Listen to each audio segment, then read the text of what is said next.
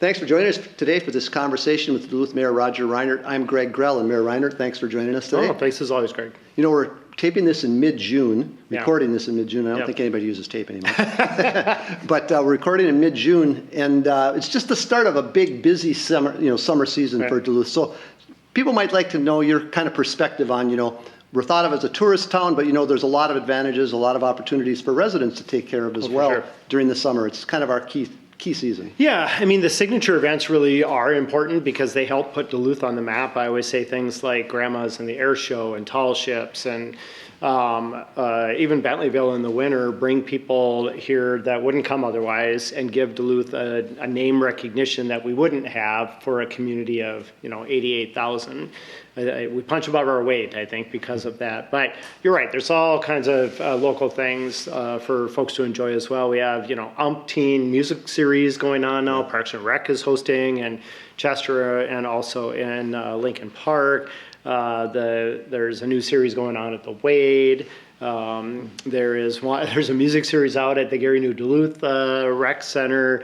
And then, of course, all the trails and the lake, and I've already been swimming 4 times. It's been cold, but I've been in. So yeah, I mean, so we all live for summer in Duluth, and then it feels so precious because sometimes it's so short. So hopefully, folks are already getting out there and enjoying it. We were talking a little bit beforehand that it is also a very busy time of the year for the mayor. You've got numerous events that you appear at, but what is the importance of that, getting out in the community?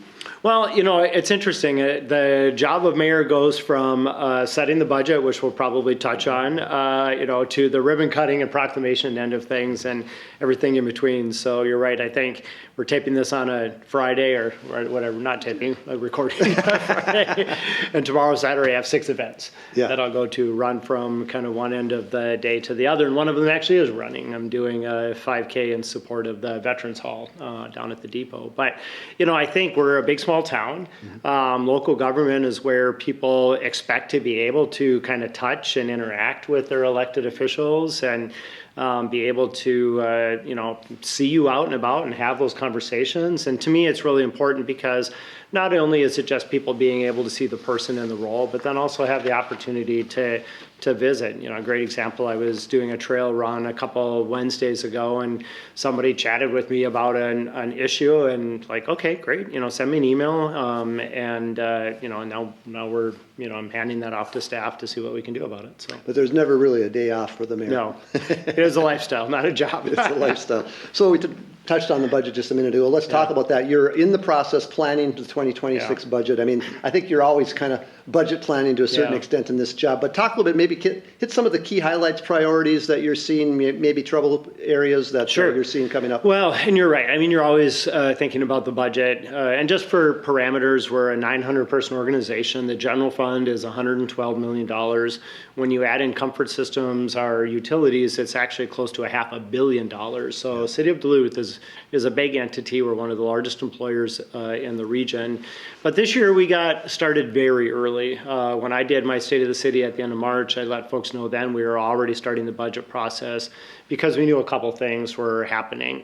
Number one, we had all 7 union contracts up last year. All of them included wage increases. We have the same inflationary material costs everyone else is seeing. And then, of course, significant cuts at the federal level, which we still haven't seen the full impact yet at the local level. A $6 billion deficit at the state level. The special session just wrapped up, and local government aid remains stable, which is great, but our costs have increased, so it's actually effectively a cut. So, we know we've got a budget gap to address, and last year we also did a 0% levy for the first time in 10 years. And even when we did that, I said to folks, it's unlikely we can do that year over year. But we also can't do things like, like 20% property tax increase over the next 2 years. So, with our finance director and our department heads, my ask of them is look very strategically at what you do, align it with core city services, those things that only we do and no one else is going to do for us.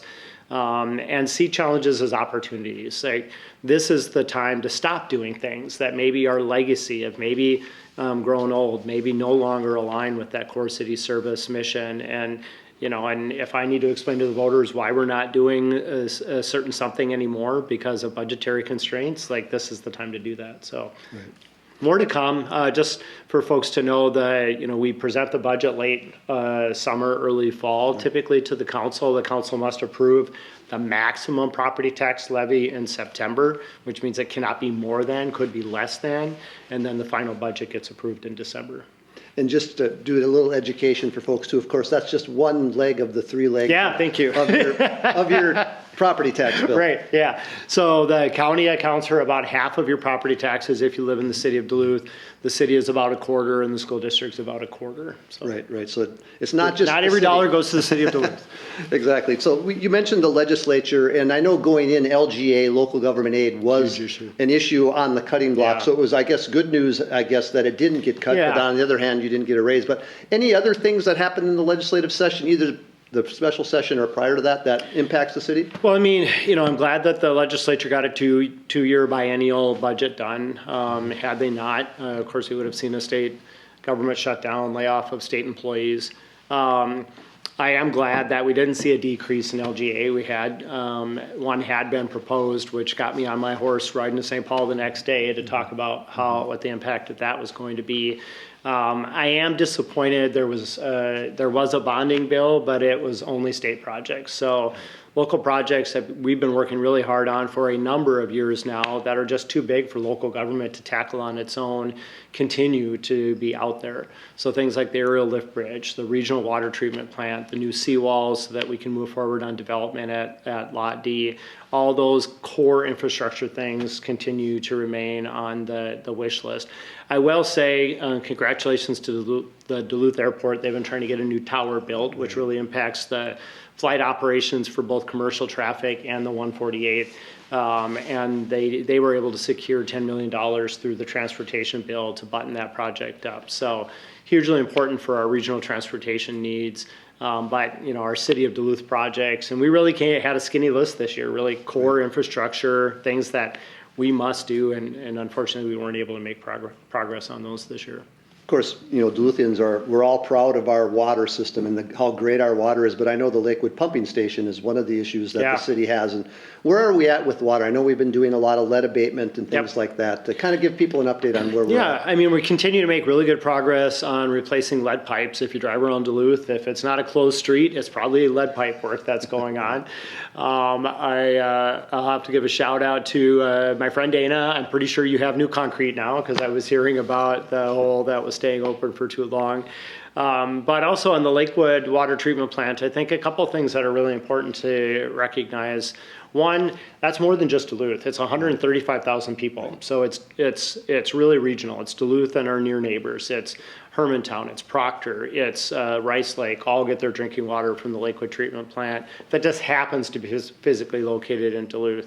And the couple big projects there, one are the intake pipe that brings water into the plant, and another is there are 6 sediment ponds essentially inside the plant to filtrate water. They all need to be redone. Think of like overhauling an engine. It was built, decades ago, and so that's where a lot of expense is. And we have to do that work. We actually got a consent decree from the EPA at the federal level saying you shall do all of these things. And so, whatever help we're able to get from other sources like the state legislature just means we need to ask less from users of the water system. But if we're not able to get any help, it'll be rate increases to water users because the work must be done. And those are those hidden things, the infrastructure that people don't see that's so vitally important to the city. And of course, water is just right at the top of that list. And I think, what people do see, of course, are very similar, streets, legacy infrastructure, the water pipes and gas pipes and sewer lines that are underneath. I like to remind Duluthians every chance I can, we have almost 500 miles of roads that the city owns within the city of Duluth. That doesn't count state, or county. We need to refresh that system about every 30 years. And Greg, you've been around long enough to probably remember when we used to do less than 2 miles a year. So we have some catch up to do. But then under those streets are all those pipes. Right. And on average, a sewer pipe in Duluth is almost 90 years old. And on average, a water pipe in Duluth is actually over 90 years old. So well beyond the usable life in both cases. So that's why I constantly talk about refreshing our infrastructure, because it is, to me, in my mind, the most core responsibility the city has in addition to public safety. I had the unique experience a few weeks ago, actually, of actually seeing a water main break. I was driving down 24th Avenue East, and 5 minutes later I came up and there was water running down the road. So I called 911, and they had already gotten a couple of calls about it. But it was like, wow, that was interesting. More common in the winter, you know. Our yeah, it happened in the summer. Our freeze-thaw cycle, our steep slopes, our clay and rocky subsoil really are not the ideal conditions for burying things, and they're also not the ideal conditions for putting roads on. Yeah, here we live, so we do what we can. You mentioned the roads, and I was going to ask you a question about that. What is the road construction expectation, I guess, for the city this summer? So we're on track to do about 17 miles this year. We did about 19 next year. We're taking on a couple big projects, so that will tick down a little bit to 15 next year. But, you know, I've shared with the public that when you take that 500, divide it out over 30, you know, it's plus or minus about 16 and a half miles a year.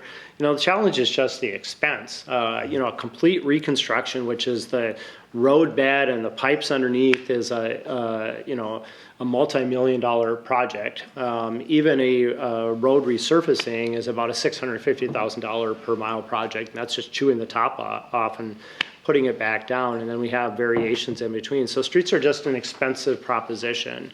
And right now we fund it almost exclusively with a half-cent sales tax, a little bit from the property tax levy.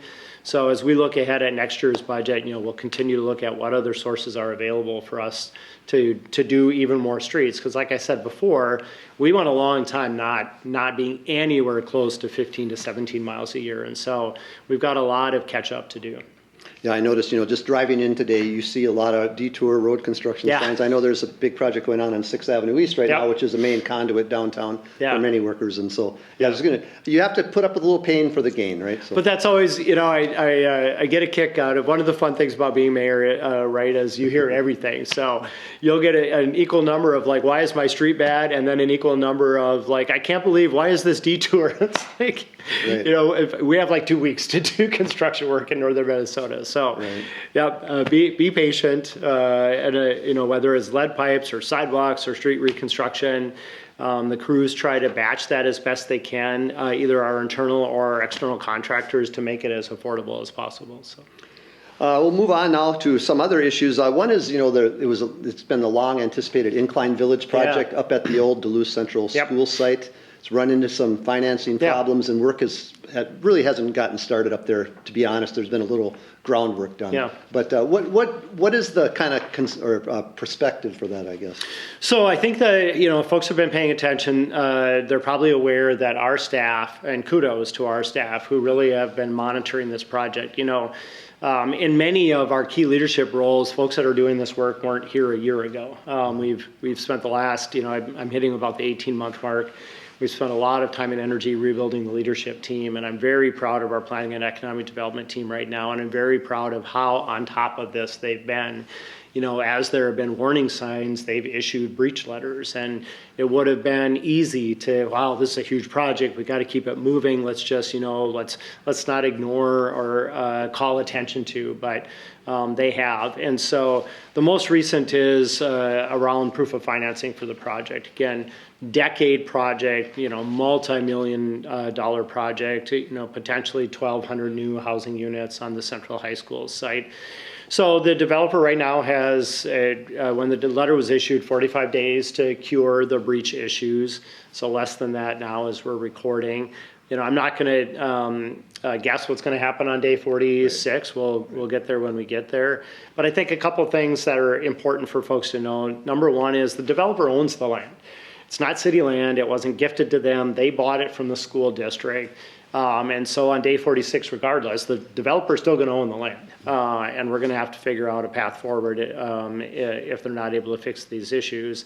And then number two, hands down, it remains the best opportunity for housing in Duluth, maybe in the entire upper Midwest. I mean, the views are stunning. And I was actually just up there earlier this week, and more utility and groundwork has been done than I had thought. So I'm actually pretty impressed. But we'll continue to monitor this. I think another thing important for the public to know is not one public dollar has been spent on the project. And that's really kudos to the staff again for raising issues before we got, down that road. Tax increment financing is involved there, but none of Yes, that is, correct. that doesn't happen Hasn't until, kicked in yet, right? until it. And I think on that topic, we hear about this all the time. Tax increment financing isn't a corporate giveaway. Tax increment financing is saying, here's the level of taxes we're connecting now. There's going to be an increment if something is built there. That increment can then go back into the project and help with that financing.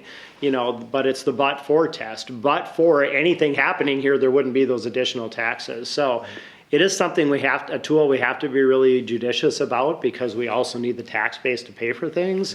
But sometimes, like a site like this, where you needed to deconstruct a huge building, bring new utilities in, put in the roads and the infrastructure, it is a tool that makes sense. So, housing has been an issue, is an ongoing issue in Duluth. This maybe would be part of a solution, but where are we at with affordable housing in Duluth right now? And when we talk affordable, I like to position it as at all income levels, really. Because one of the things we've seen in Duluth just in the last handful of years is that the lack of mid-market and even upper-end executive housing has put so much downward pressure on the market. We've seen a 54% valuation increase in just 5 years. And that's really a lack of housing at all the levels. And so people who have the means overpay for what is there. You get a new doctor, you get a new professional who is coming and has a trailing family, and there's a house for sale, and now there's 10 offers, and it's $50,000 over asking because someone just needs it. They've got a family coming, and they need a place to live. So really getting inventory on, especially at the mid-level, but even some upper end will help us relieve pressure on the more affordable housing stock within our community. And we really do have to, one of the things that I say to Duluthians, two things I say to Duluthians is, number one, we got to stop being NIMBY. The phrase we're hearing now is YIMBY, yes in my backyard. We need these opportunities within our community, both in housing as well as developing our commercial tax base. And then the other one is, if something doesn't go right, we got to stop cheering it. We can be our own worst enemy of letting the world know, I told you so, I knew this wasn't going to work out, sort of that hangover mentality, I think, of our boom bust economy days. And we just have to be better cheerleaders because in a world of social media, everyone is watching. And so as we go out and try and find folks to do work in our community, folks who maybe can do, have the ability to do things that others might not, they look and they see that and they're like, yeah, no thanks. If it doesn't go perfectly, I'm just going to get lambasted online and I'm not interested in that. And I'll just, on that topic, Greg, great to see the Lakeview 333 project moving forward downtown at a much faster pace than I had expected. Almost 300 units of housing downtown, market rate. And also, kudos to the city council for passing this condo project in Woodland with an 8-1 vote. That higher density in place will help some people move out of existing housing into an easier housing and lifestyle, and then free up existing housing. So the other really big opportunity we have, in addition to incline for serious numbers in Duluth, will be Lester. So as we think about the future of Lester, it's going to include golf, it's going to include trail connections, but it's also going to include housing. And I think one of the great things that came out of the working group I established last year was all the different interests saw that the future master plan there is going to include all those elements. So, a lot of the negative comments you do hear around housing are that, these apartments that are being built, they're too expensive, nobody can afford to live there, but kind of the idea is people moving out of some other apartments that become available, and then allow other people who can maybe afford those apartments. Yeah, that, and increasingly it's new residents coming to town. I think a challenge for Duluthians is we get stuck in our narratives. And one of our narratives is there are no good paying jobs. And that's just not the reality anymore. We actually are doing really well in terms of our economy. We have a number of sectors that have great jobs, that are great paying jobs. I was at a local manufacturer just earlier this week who would add another entire shift if they could hire the people to do it. And they're very high-end, high-tech, good-paying manufacturing jobs. So it's not the jobs, it's housing. So then when you do get folks that are coming to town because of a job, they're coming with more resources. We're also seeing more and more people that have homes elsewhere that are choosing Duluth as a lifestyle post-pandemic. They can work remotely, or they're early retirees, and they're selling a house for $700,000 somewhere else and coming to our market and seeing a 253, 350 and thinking that's a steal. So it's both and. It's folks that are here already looking to move up and move through the housing profile, but it's also new residents. And Greg, you'll recall one of my goals is to be over 90,000 people again, and that includes inviting people into our community. And we're seeing growth in the region. We're just seeing it in our neighbors because that's where the housing opportunities are. And Duluth has to do a better job of finding those opportunities within our community because we want the workers, we want the housing, and we want the tax base. It does seem like, though, driving around Duluth now, you see more upscale apartment houses being built. There's a big development that just was completed on Arrowhead Road not long ago. Right. More development there, down by the lake. You see a lot more of that, and it seems like on the surface that we're creating a lot more housing, but obviously the demand is still there. Well, and a lot of the housing we have created is rental. Mm-hmm. Right. So every time I sit with somebody, I'm like, I want it to be more dense. So that we can retain green space, but create more housing within the community. So that's things like townhouses and condos and taller buildings, but also for purchase. I always say, like, I am the market. I have a 3-bedroom, 2-bath home on the hillside. I have no time to shovel or mow or do all of those things. Like, find me a condo, please. Like, I just want to be able to come home and sleep and get up and go to work. And, the condo townhouse market, which also is really lends itself to downtown housing, is really young professionals who are looking to establish wealth by purchasing. It is the professional with no kids, and it's the empty nester. And we have all three of those market sectors in significant numbers. And so those folks are also taking up a decent amount. Like, again, a 3-bedroom, 2-bath home is a family home. It is not, I would be better off in a different housing product, but we just don't have it in our community. So, we talk a lot about the downtown area and central Duluth, but you recently attended an event out in western Duluth, part of the continuing cleanup of the St. Louis River, where they opened back up and cleaned up Perch Lake, which was a bay of the St. Louis River at one time. But just talk in general about the importance of cleaning up the St. Louis River and the activities that are available out west in Duluth. I mean, that was really exciting. So we did an opening of a connection of Perch Lake back to the St. Louis River. And really, like, powerful for me. One, I love history. I love Duluth's history, and that's where Duluth began, right? Most folks don't know, but there's a little marker there that indicates where the first exchange between Europeans and Native peoples Fond du Lac took place. And so it truly is where the first contact was made. It's where Duluth began, and then Duluth grew up along the river. Now, part of growing up along the river was a lot of industry that took place along the river, and the river was the highway, and the river was the sewer, and the river was the dumping ground. And so, generationally later, we now have the opportunity to clean that up and restore it. And instead of having our backs to it because of that reason, we now can turn our faces to it and engage with it as really a wonderful outdoor space. And it's fun for me to see Duluth coming all the way around again. Our new growth corridor is the far west neighborhoods. It's west of the freeway. We're seeing things like the Amazon Distribution Center, the major investment in the paper plant with the Sofidel ownership. And those neighborhoods want growth. They welcome expansion. They're flat, which is unique in Duluth.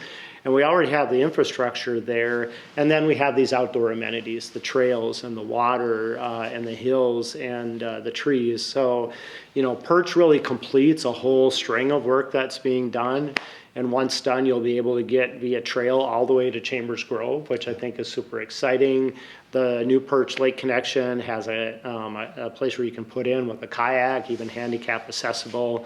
And then I was going to say also, you'll remember, the flood of 2012. That was. You're trying to say I'm old, basically. No, we were there together. So, it was really, when we did this ribbon cutting earlier this week, very powerful to remember being there during the flood and how much damage was there and how that was one of our multiple ground zeros within the community, and then to see this restoration and expansion. And I think not only is it going to be great for our residents, but it's going to be great for visitors as well. Yeah, there's so many recreational activities along the river. I like Yeah. to get out with my kayak there, and I know lots of people fish out there. So it's amazing, really, in 30 years, how much that area has changed, from Yeah. how polluted it had been. It's really a great accomplishment. And for the city. I highly encourage people to take the old historic railroad trip, which narrates the history of what was the multiple lumber mills, the multiple shipyards, the iron, the steel plant, the cement plant, all of that's largely no longer there. It's easy to forget that it was, and that's what brought us Duluth, the associated challenges, but now coming full circle on that. Let's talk a little bit, moving back downtown. I know downtown safety, downtown, being able to be a pedestrian downtown has been an issue for you since you've taken office. Where do you think we're at with that? Are you pleased with progress? I like to say, or I've said frequently, we've not made as much progress as I would like us to have, but we have definitely made progress. And I want to take this opportunity to give kudos to our new city administrator, Matt Staling. He has really partnered with Chief Courget, our fire chief, oversees life safety, and our police chief, Mike Sanoa. That trio has really leaned into downtown public safety issues this year. We partnered with the Downtown Duluth group several weeks ago to talk about future steps downtown. And I mean, there are really tangible things that we can do and we are doing. Simple things like repainting the sail on the entrance into downtown, which just, the number of people who have said to me, I didn't even know that was there. Sure. And now it looks beautiful and it gives you the right feeling coming into downtown. Asking downtown customers and businesses just to, look around your place of work, remove graffiti, pick up trash, signals that you care, having more presence downtown. We're doing a skywalk study. In where we are now as a community, it makes no sense to have 3 miles of elevated skywalk and also 30 blocks of street level that we're both trying to police and keep clean and keep vibrant. So I would anticipate that we'll see a reduction of skywalk miles. Duluthians, get ready to wear a jacket. And then more activity at the street level, because there's not a lot of value in a skywalk when your street level isn't vibrant and busy. And then that also just helps address some of the other issues that we see. And it's important for us as a community to recognize it's not about individuals, but it is about problem behaviors. And I think we're moving in a good direction there as well. Kudos to our police team who have used our community service officers, so not badged officers, to just be out on the streets, walking around, interacting with folks, calling in issues that they see, trying to provide some immediate help and service. And I'm really grateful to hear from folks like Ben Mork at Mainstream, the guys at Generu, Jules Jewelry, and a number of other downtown folks that say we're moving in the right direction, but certainly still more work to do. And I will just say, we're never going to see the amount of professional or commercial activity downtown that we saw before the pandemic. So our ability to get housing downtown, permanent residents downtown, including our new city administrator who is living downtown on Superior Street, that is really the future. Well, and of course, more residents downtown might lead to more businesses downtown. Absolutely, right? You'll see that cycle again, and then it'll be a little bit different. Instead of maybe more of the insurance type of things, you'll see more of the retail type of things. And we're definitely starting to edge in that direction. And, I will just encourage folks, come downtown when on a gorgeous summer night when things are going on. And it's a fabulous experience. Like I'll be downtown this evening to participate in a production at the North Shore Theater, and looking forward to just being around Superior Street in the evening. So there's a lot of opportunities to get downtown, and there's some great spaces downtown as well. In the last few minutes that we have to talk about some exciting developments. One is the project behind the deck that has opened up the waterfront. So Greg, you owe me $1. I owe you $1. So we functionally have we have what I call a virtual swear jar. If you say behind the deck, you have to put $1 in. Okay. There. So wrong terminology.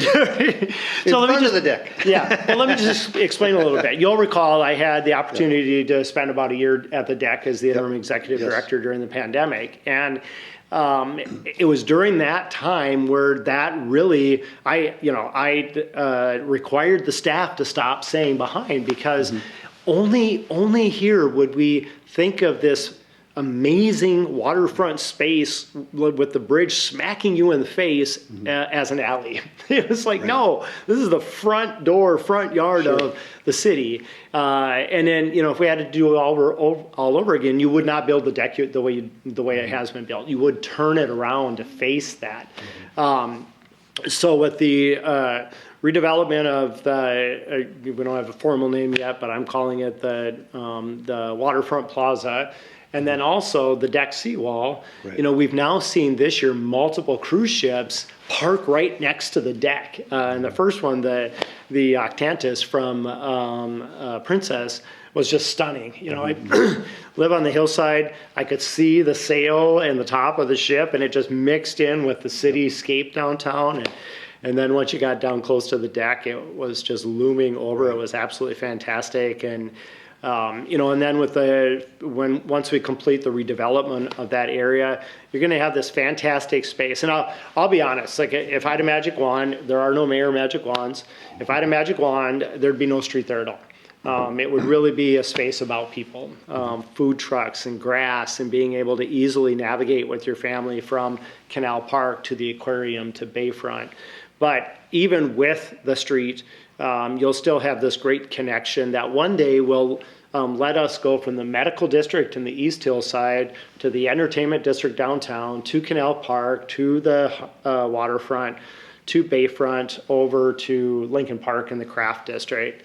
And that's going to be an amazing connection of spaces. But the seawall is already being used, and we should wrap up with work on that waterfront plaza yet this summer as well. Well, I apologize for calling it behind the deck, because I do really, and that's actually that was more for everybody listening. It's one of my favorite places to go, or to even just to drive. If I have a couple extra minutes, is take a drive behind. And it's it's beloved by visitors and Duluthians alike. Yeah. And from having worked there for a year and seeing it up close and personal, it was a narrow sidewalk. It was broken in places, sometimes caved in places because the seawall was failing. And really just, as people are trying to take in that view, either driving or on foot, it was quite dangerous. So the improvements are going to be, I think, are really going to invite people to be in that space and spend time in that space. And I think with Dan Hartman's leadership at the deck, hopefully create more festivals and activities and just reasons to, like I say, celebrate and be in what functionally is Duluth's front yard. So. And that reconstruction of the harbor wall there has also allowed the Tall Ships Festival to return. Right. This summer after for being the first in two time harbors. in several years. Yeah. So I imagine that'll be almost like a kickoff event for that. It's going to be fantastic. Excited. We have, so buckle up, Duluth. We have 2 intense weeks in July. We have a Navy Week. We have Fourth Fest. We have the air show with the Blue Angels, and then we have Tall Ships, all within 2 weeks, all within 14 days. Pretty amazing. It's going to be a lot. But Duluth knows how to do that. But yeah, I'm my apologies, Mayor Connor, up in Two Harbors, but we are happy to have Tall Ships back in Duluth. So. All right. Well, Mayor Reinert, we appreciate your time today. This has been a you as well. conversation with Duluth Mayor Roger Reinert. Thanks for joining us today.